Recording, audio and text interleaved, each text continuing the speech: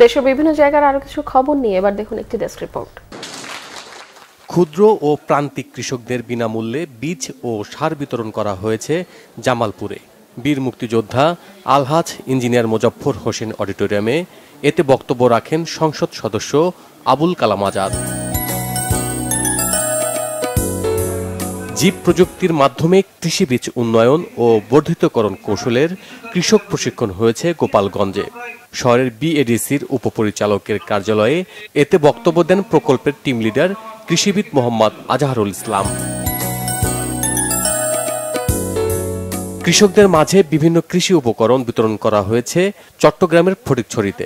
জেলা কৃষি বিভাগের সহায়তায় সেচ যন্ত্র, কীটনাশক, স্প্রে সহ বিভিন্ন উপকরণ বিতরণ করে বেসরকারি একটি সংগঠন।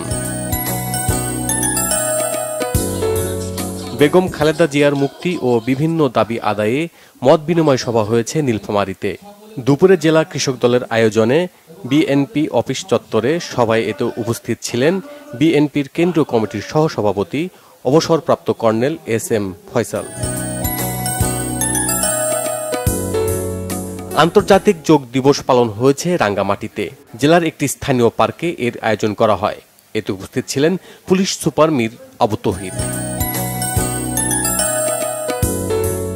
বন্যায় ক্ষতিগ্রস্ত পরিবারের মাঝে খাদ্য সামগ্রী বিতরণ হয়েছে সুনামগঞ্জে। প্রায় 200 পরিবারকে এই খাদ্য সহায়তা দেয় একটি স্বেচ্ছাসেবী সংগঠন।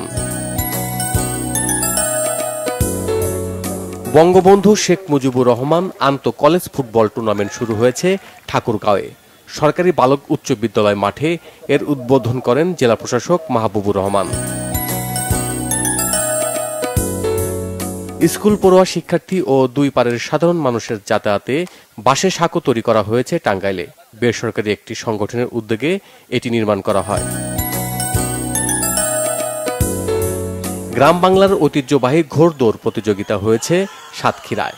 সীমান্ত গ্রাম তলিগাছাতে এতে উপস্থিত ছিলেন সদর উপজেলা চেয়ারম্যান মশিউর রহমান বাবু। Bangla vision news desk.